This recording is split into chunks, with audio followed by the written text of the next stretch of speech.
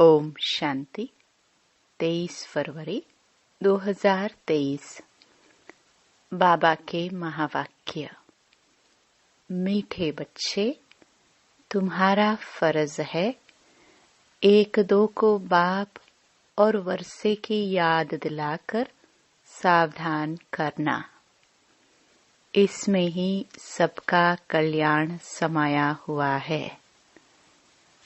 प्रश्न: तुम बच्चे किस एक गुह्य राज को समझते हो जो कोई साइंसदान भी नहीं समझ सकते? उत्तर: तुम समझते हो कि आत्मा अति सूक्ष्म स्टार है।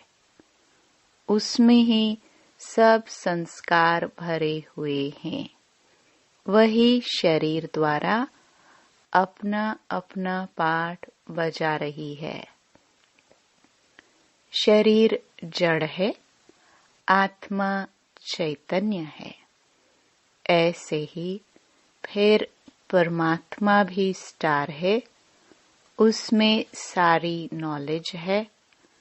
वह मनुष्य सृष्टि का बीज रूप है, सत्य है, चैतन्य है।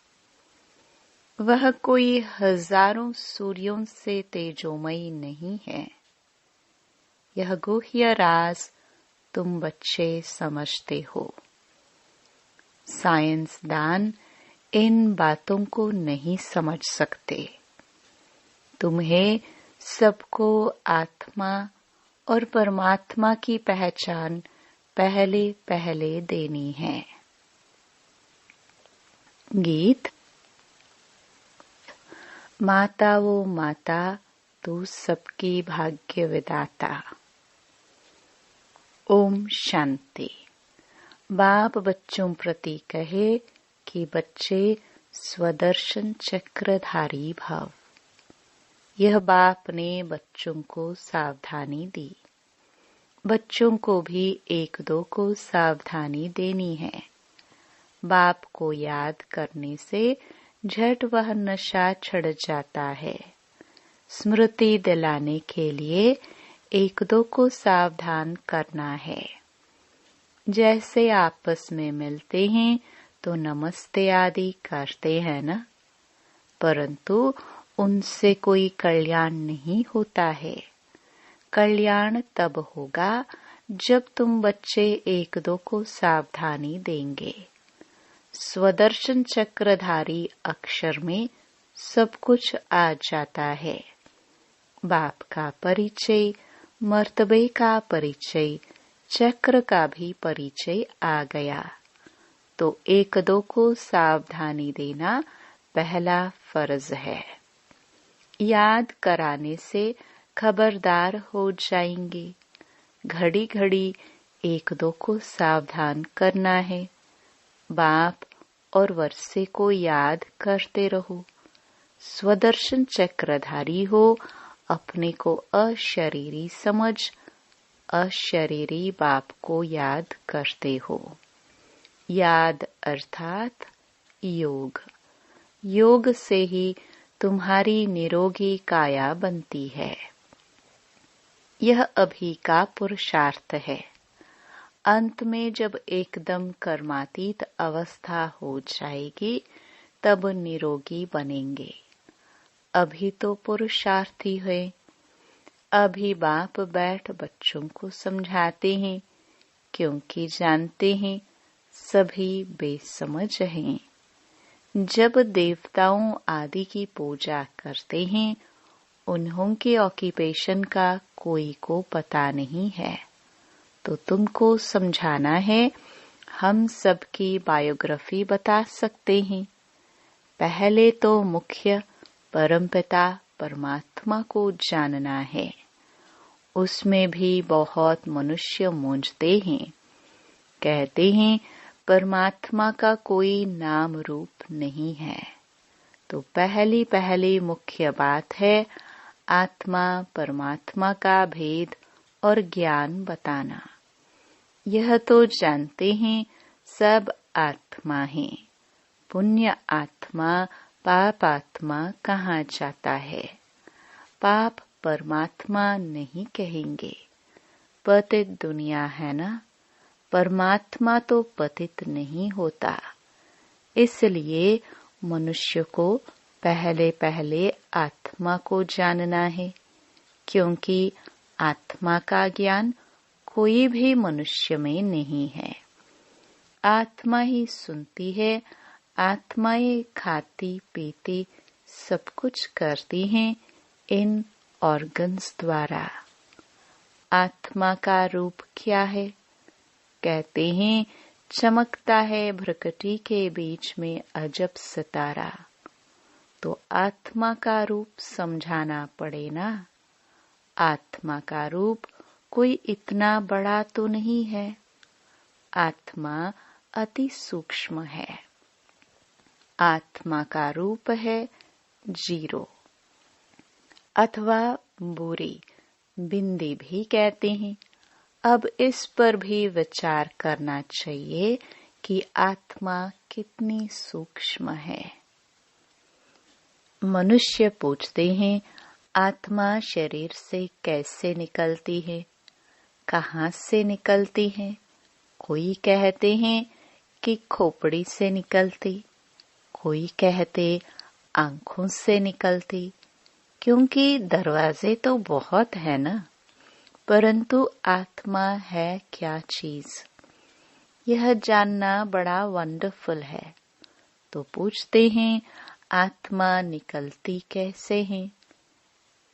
यह नहीं कहते आत्मा आती कैसे है, परंतु पहले तो मालूम होना चाहिए कि आत्मा क्या चीज है।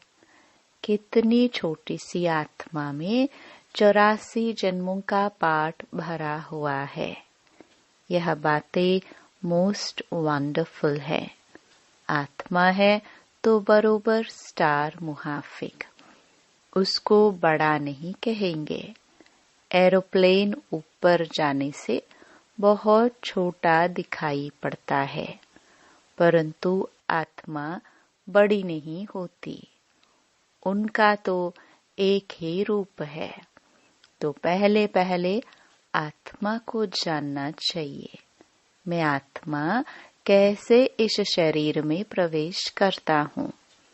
भल कोई कोई को साक्षात्कार होता है, जैसे स्टार है। उस छोटी सी आत्मा में सब नॉलेज भरी हुई है। आत्मा है एक ही। यह बड़ा वंडर है। परमात्मा के रूप का भी किसको पता नहीं है। वास्तव में जैसी आत्मा है वैसे ही परमपिता परमात्मा है। वह भी बाप है। भल यहाँ बाप और बच्चा छोटा बड़ा होता है, परंतु आत्मा छोटी बड़ी नहीं हो सकती। आत्मा और परमात्मा के रूप में कोई भेद नहीं है। बाकी दोनों के पाठ में संस्कारों में भेद है। बाप समझाते हैं मेरे में क्या संस्कार है, तुम आत्माओं में क्या संस्कार है। मनुष्य आत्मा और परमात्मा के रूप को न जानने कारण आत्मा परमात्मा एक कह देते हैं। बड़ा घोटाला कर दिया है। जानना बहुत जरूरी है। परमात्मा भी है, ब्रह्मा विष्णु शंकर भी हैं। इन सब में आत्मा है। जगदम्बा सरस्वती को गॉडेस ऑफ नॉलेज कहते हैं, तो जरूर सरस्वती की आत्मा में नॉलेज होगी, परंतु उनमें कौन सी नॉलेज है यह कोई को पता नहीं है। सिर्फ कह देते हैं गॉडेस ऑफ नॉलेज।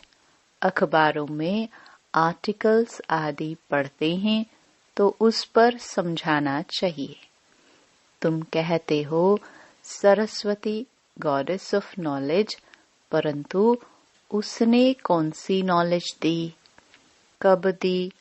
उनको जरूर गॉड से नॉलेज मिली होगी ना। गॉड का रूप क्या है? गॉडेस ऑफ नॉलेज, यह नाम कैसे पड़ा? नॉलेजफुल तो गॉड है, उसने सरस्वती को नॉलेजफुल कैसे बनाया? एक ही बात पर किसको संगम पर खड़ा कर देना चाहिए? बाबा कहते हैं, हम समझाते हैं, बाकी लिखने के लिए तो संजय जगदीश भाई निमित्त रहे हैं।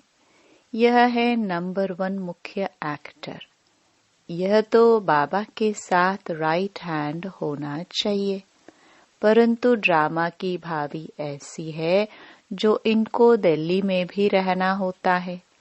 कल्प पहले वाला पार्ट है। अर्जुन का नाम मुख्य गाया हुआ है।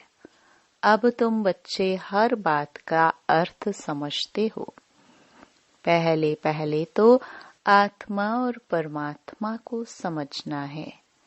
बाप ने बच्चों को समझाया है, आत्मा स्टार है, उसमें सारी नॉलेज कैसे भरी हुई है, यह कोई साइंसदान भी समझ नहीं सकेंगे। आत्मा में ही सब संस्कार रहते हैं। अब आत्मा तो स्टार है। अच्छा, परमात्मा का रूप क्या है? वह भी परम आत्मा ही है, फर्क नहीं है। यह जो महिमा गाते हैं वह हजारों सूर्यों से तीखा है, ऐसा नहीं है। बाप कहते हैं, सिर्फ तुम्हारी आत्मा में नॉलेज नहीं है, मैं परमात्मा नॉलेजफुल हूँ। बस ये फर्क है।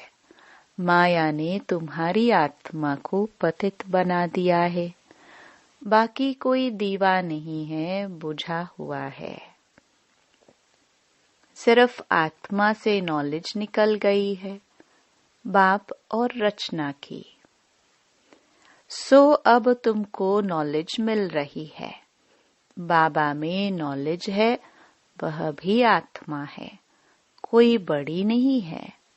उनको भी नॉलेजफुल, सरस्वती को भी नॉलेजफुल कहा जाता है। अब उनको नॉलेज कब मिली? सरस्वती किसकी बच्ची है, यह कोई जानते नहीं है। तो दिल में आना चाहिए, उन्हों को कैसे समझाए।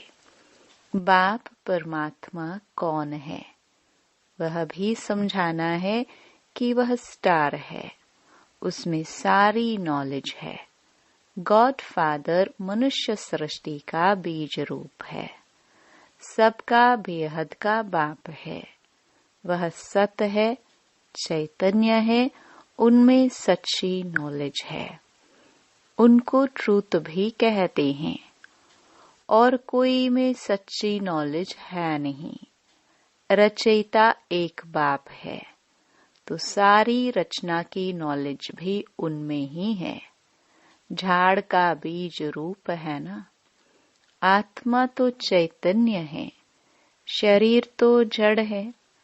जब आत्मा आती है तब यह चैतन्य होता है। तो बाप समझाते हैं, मैं भी वही हूँ। आत्मा छोटी बड़ी हो नहीं सकती। जैसे तुम आत्मा हो, वैसे परम आत्मा यानी परमात्मा है। फिर उनकी महिमा सबसे ऊंची है। मनुष्य सृष्टि का बीज रूप है। मनुष्य ही उनको याद करते हैं। यह तो जानते हैं, बाप ऊपर में रहते हैं। आत्मा इन ऑर्गन्स द्वारा कहती है, हे परमपिता परमात्मा।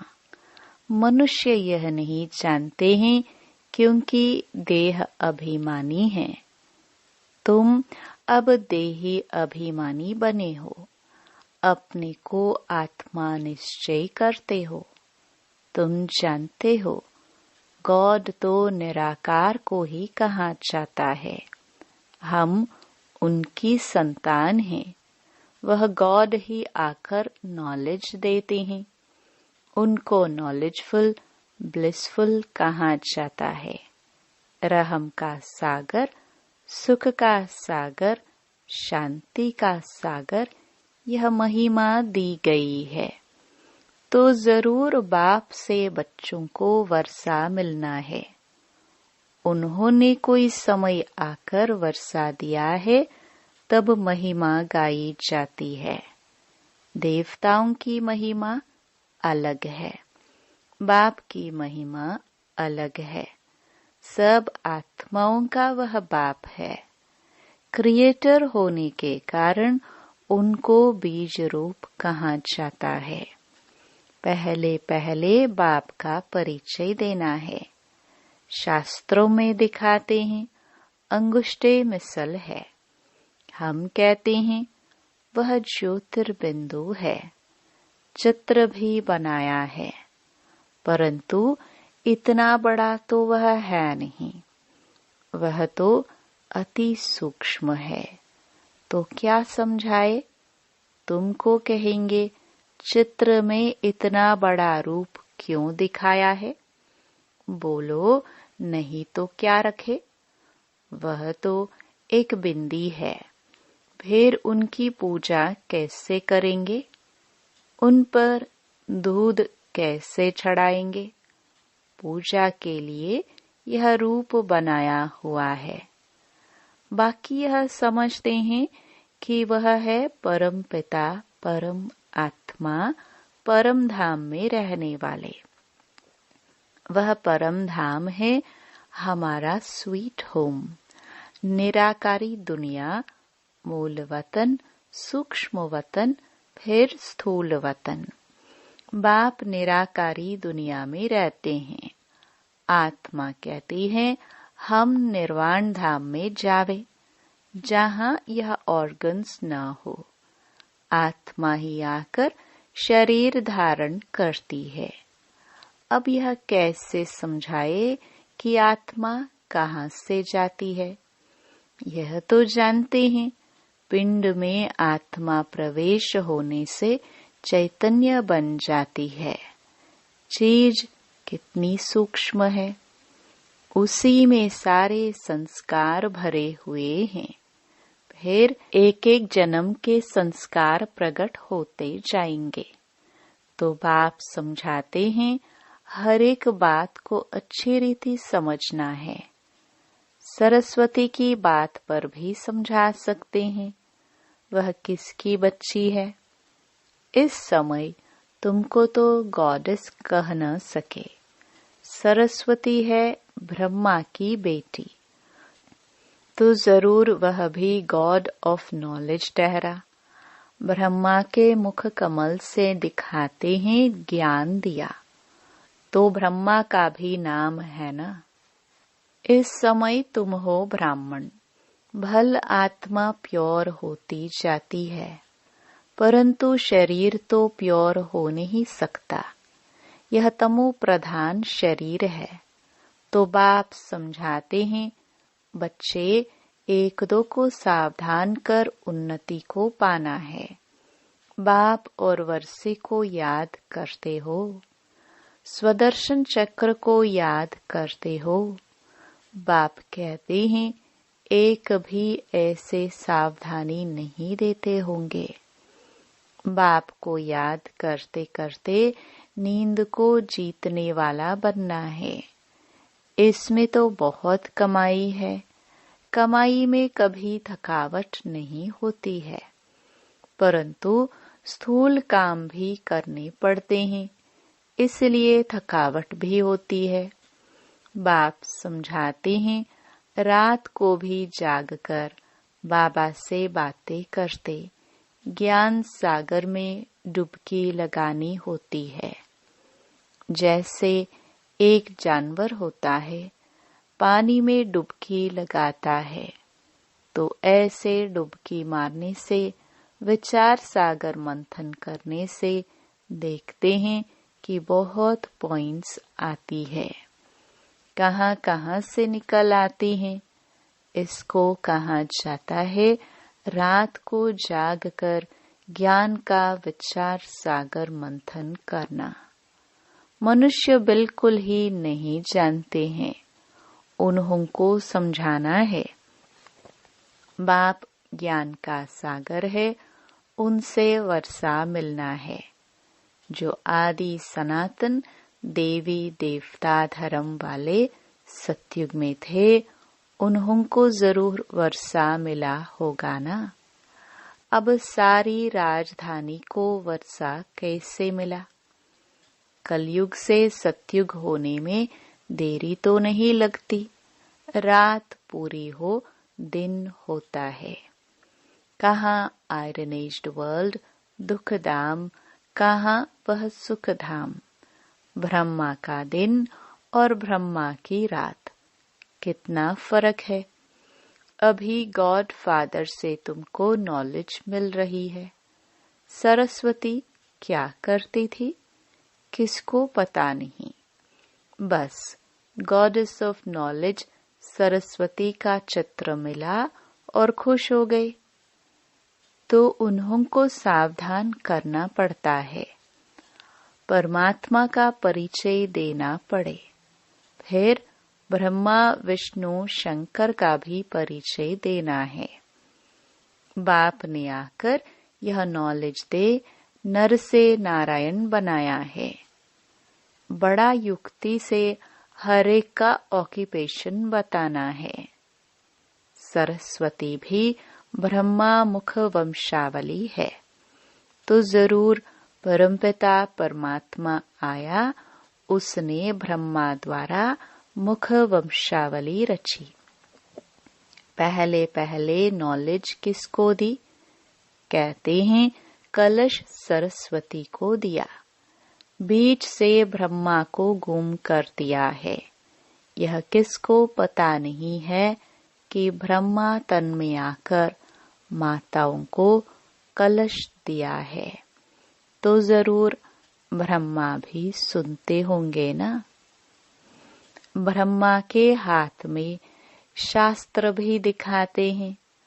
ब्रह्मा की मत मशहूर है, तो वह भी सभी वेदों शास्त्रों के सार की मत देता होगा। ब्रह्मा द्वारा शिव बाबा समझाते हैं, ब्रह्मा कहाँ से आया, यह रथ कहाँ से निकला, कोई नहीं जानते। बाबा ने अभी बताया है जो तुम समझा सकते हो। अच्छा, मीठे मीठे सिखिलदे बच्चों प्रति माता पिता बाप दादा का याद प्यार और गुड मॉर्निंग। रूहानी बाप की रूहानी बच्चों को नमस्ते।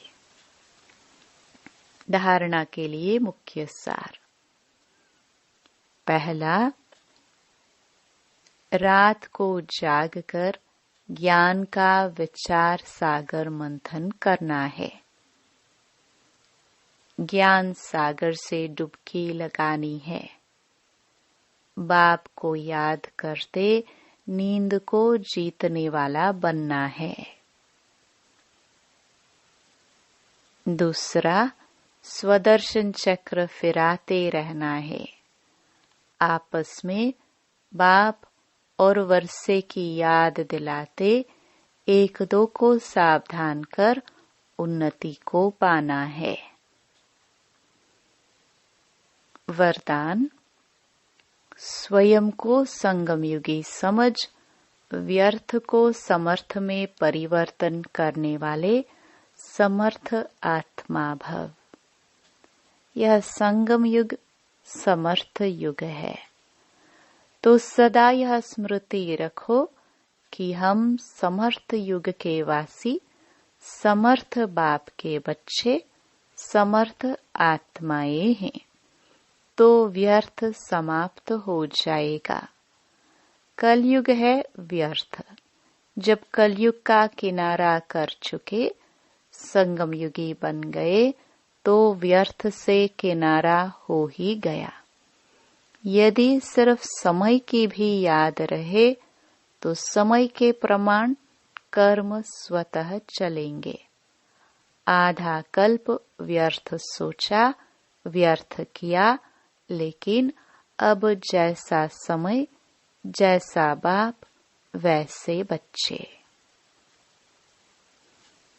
स्लोगन: जो सदा ईश्वरीय विधान पर चलते हैं, वही ब्रह्मा बाप समान मास्टर विधाता बनते हैं। ओम शांति।